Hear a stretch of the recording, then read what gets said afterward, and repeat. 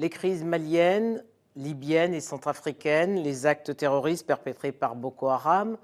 Afin de tenter d'éradiquer la guerre et la violence sur le continent, le Conseil africain pour la paix organisera de mai à août 2015 une marche qui partira de Cape Town à New York. Pierre Bitsangou, bonjour. Bonjour madame. L'initiative est louable, mais que compte-t-elle apporter de plus que les autres initiatives qui ont été prises jusqu'ici? Alors, ce que nous voulons faire, c'est une marche africaine pour la paix. Une marche africaine pour la paix qui va partir de Cape Town jusqu'à New York avec les enfants orphelins de guerre qui vont traverser tous les pays africains et qui vont aboutir à New York à la place de l'attentat du 11 septembre. Parce que ces enfants, ce sont des gens qui ont vécu la guerre. Ils ont été traumatisés. Il y a eu des enfants qui ont été violés. En RDC, on a même violé des enfants de 6 ans.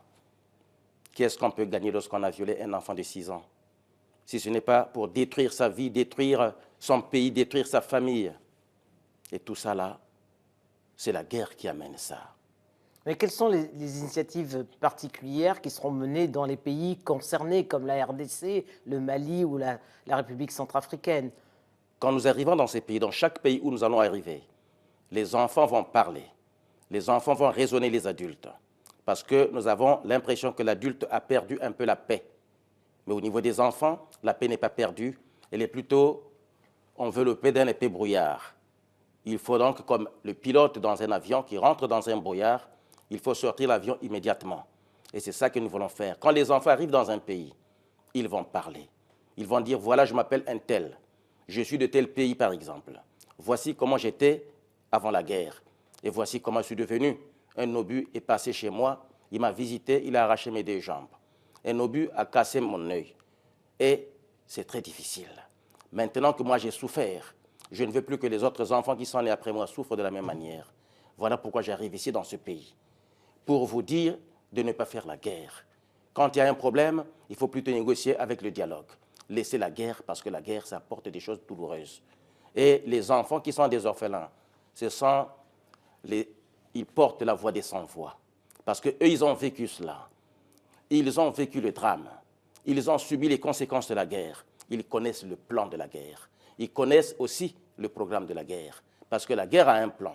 La guerre a un programme, comme toutes choses. Et alors, cette marche, vous l'avez définie, elle démarrera au mois de mai 2015. Et pour vous, cette année n'est pas choisie au hasard, puisque vous pensez que 2016 sera une année décisive sur le plan politique dans de nombreux pays. Qu'est-ce que vous imaginez? Oui, 2016.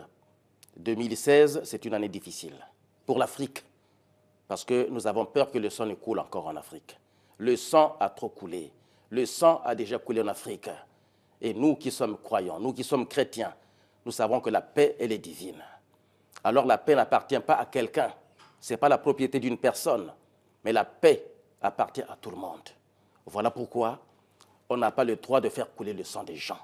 Même Dieu, dans sa parole, le dit. Je ne suis pas pour que le méchant meure, mais qu'il change de conduite et qu'il vive. Alors si le sang coule, pourquoi le faire couler aux gens? De quel droit on va faire couler le sang aux gens? L'année 2016, c'est l'année des élections. Il y a des élections qui vont arriver. Et dans de nombreux pays. Avec les élections dans ces différents pays, le sang risque de couler. Nous ne voulons pas. Voilà pourquoi nous voulons déjà... Vous pensez à quel pays en particulier? La plupart des pays africains, ils ont programmé les élections en 2016. Mais 2016, c'est bientôt. Voilà pourquoi nous voulons prévenir déjà, à partir de 2015, pour que les gens rentrent dans la logique de l'espoir de la vie des autres aussi. Il faut savoir penser aux autres, c'est simplement une question d'amour. Alors en RCA, Anti-Balaka et Séléka, ça s'oppose depuis la chute de François Bozizé. Quelle lecture l'homme d'église que vous êtes porte sur cette crise qui est inédite dans l'histoire de la Centrafrique puisqu'elle oppose musulmans et chrétiens? Le problème en Centrafrique, c'est d'abord au départ un problème politique qui est devenu maintenant un problème culturel et qui devient maintenant un problème religieux. Pour quelqu'un qui est musulman, pour quelqu'un qui est chrétien, il n'a pas le droit de tuer quelqu'un d'autre. Ce que nous voyons, ce n'est pas normal. Parce que le musulman, il est croyant. Le chrétien, il est croyant. Alors pourquoi ils vont s'entre-déchirer? Ce sont des choses politiques qui sont là.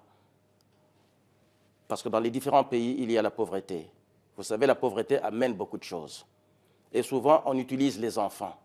Les enfants sont soumis maintenant à aller faire la guerre. Les enfants soldats. Les enfants soldats.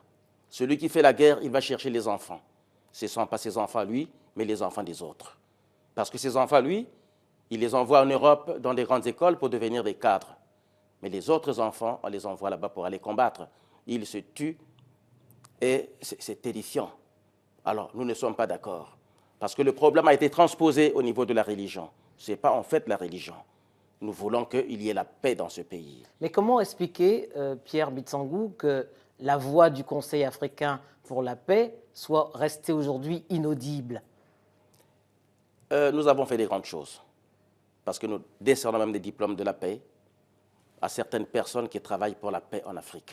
On l'a déjà fait en RDC, on l'a déjà fait dans certains pays, en Afrique du Sud, un peu partout là, donc nous le faisons. Mais cette voie-là, pour que ça porte maintenant, il faut qu'il y ait les acteurs qui ont connu la guerre, les acteurs qui ont souffert de la guerre. Ce sont les enfants orphelins qui vont porter le drapeau de la paix. Ils vont partir de Cape Town avec un flambeau allumé comme font les sportifs. Et ils vont allumer la paix dans chaque pays. Et ces enfants, comme on les voit, ces enfants, quand ils parlent, ils ne vont pas parler au hasard. Ils vont parler de leur malheur, de leur misère. Ils seront accompagnés par des gens qui ont vécu cela. Nous avons rencontré le père Van der Bush, qui a été aussi dans cette affaire-là de kidnapping au Cameroun. Avec Boko Haram. Mais alors justement, comment face à des terroristes comme Boko Haram, quel langage pouvez-vous leur tenir pour les ramener à la raison? Le langage, c'est l'éducation. Parce que la guerre se nourrit de sang. Mais la paix se nourrit de l'éducation. Quand les enfants sont éduqués, il y a quelque chose d'agréable qui arrive. Parce qu'ils ont la prospérité spirituelle, ils ont la prospérité culturelle, ils ont la prospérité physique. Ce qui manque actuellement. On fait la guerre, on laisse des orphelins, plusieurs. Ce sont des milliers d'orphelins qui sont là. Ils n'ont pas de père, ils n'ont pas de mère. Ces enfants vont se débrouiller. Ils ne savent pas où aller. Devant le manque et le besoin, ils acceptent $100 pour aller faire la guerre, pour tuer les autres. Et est-ce que votre discours est entendu par les chefs d'État, puisque dans une récente lettre, vous les avez interpellés? Oui, les chefs d'État, quand ils entendent, ils ne disent pas que nous avons bien entendu. Mais c'est entendu par les religieux, c'est entendu par les enfants, c'est entendu par les populations. Donc, mais il y a certains chefs d'État qui répondent, qui disent oui, vous avez raison. Alors, il faut faire la paix, parce que la paix, c'est le plus grand besoin de l'homme. Vous pouvez aujourd'hui avoir des milliards, vous êtes très riche, vous avez des belles voitures, vous avez des belles maisons, mais si vous n'avez pas la paix, toutes ces choses ne servent à rien. Alors, parmi les artisans de la paix, reconnus par le Conseil africain pour la paix, je cite Patrice Lumumba, Nelson Mandela, Félix Houphouët-Boigny, Omar Bongo, et curieusement, il n'y a aucun chef d'État qui est actuellement en fonction. On n'a pas voulu mettre les chefs d'État en fonction parce qu'on ne connaît pas la fin de leur pouvoir. Vous savez, souvent les chefs d'État, quand mais ils ont arrivent... peut-être posé des actes déjà qui parlent pour eux. Oui, ils ont posé des actes, mais nous avons plutôt cherché ceux qui ne sont plus en fonction. Parce que lorsqu'on a posé un acte agréable aujourd'hui, demain, on ne sait pas ce qui peut arriver. Alors cet acte peut être bafoué par ce qui arrive demain. Voilà pourquoi nous avons choisi plutôt les anciens. Nous avons Kaunda, nous avons Chissano. Ce sont des gens qui ont porté des actes et ces actes ne sont pas balayés par la puissance des événements actuels. Alors, dans le comité de soutien du Conseil africain pour la paix figure une figure emblématique, c'est l'archevêque Desmond Tutu. Ce qu'il a réussi en Afrique du Sud avec la commission Dialogue et Réconciliation reste inédit aujourd'hui en Afrique. Monseigneur Desmond Tutu, c'est une figure emblématique. Alors, ce qu'il a fait, il a fait en Afrique du Sud, mais sa voix porte aussi au niveau des populations africaines. En Afrique du Sud, il y a eu la commission, mais c'est une réussite. Parce qu'aujourd'hui, si vous y arrivez, vous allez voir qu'il y a eu un changement. Parce que le problème qui porte la guerre, c'est le ressentiment.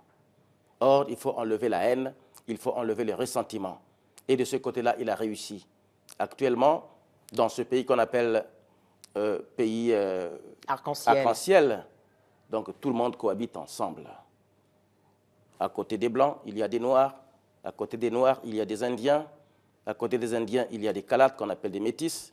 Mais le modèle sud-africain est-il transposable? Oui, c'est un modèle qui est transposable parce que l'Afrique devient, il nous présente des choses, l'Afrique du Sud présente des choses qu'on n'a jamais vues. Leur démocratie est en marche actuellement. Quand vous allez voir comment est parti le président Mbeki, dans un autre pays en Afrique, ça ne se passerait pas comme ça. Parce que le problème, c'est que les gens ne sont pas patients en Afrique. Lorsqu'il a perdu le pouvoir, il va chercher maintenant les armes pour aller tuer, pour faire la guerre. Mais en Afrique du Sud, ce n'est pas ça. L'Assemblée est en train de regarder chaque jour comment se passe la politique. Le président Mbeki est parti comme ça. Il n'a pas discuté. Il est parti. Il a accepté les résultats. De manière noble, alors qu'il lui restait quelques jours, quelques mois pour terminer son mandat. Mais il a accepté tout cela parce que c'est le verdict. Et c'est ça que nous voulons. C'est une culture démocratique qu'il faut inculquer aux dirigeants aujourd'hui. Cette culture démocratique, il faut inculquer aux dirigeants et aussi à la population. Comme ce qui s'est passé au Burkina Faso. C'est parce que la population s'est mise debout. C'est parce que la population a été un peu avertie par la culture de la paix. Quand la population n'est pas avertie, les gens acceptent de prendre les armes. Parce que celui qui vient, qu'il soit un responsable politique ou un grand dignitaire, il ne vient pas pour faire la guerre, mais il vient proposer la guerre. Il vous donne 100 $, il vous donne des armes, allez tuer votre frère ou bien protégez-moi. Et quand vous acceptez cela, alors la guerre arrive. Donc il faut une culture de la paix, il faut de l'éducation. Quand les gens ne sont pas éduqués, ça pose des problèmes. Mais quand l'éducation est là, alors il y a donc la culture qui arrive. Et l'éducation, c'est quoi? La culture de la paix s'impose.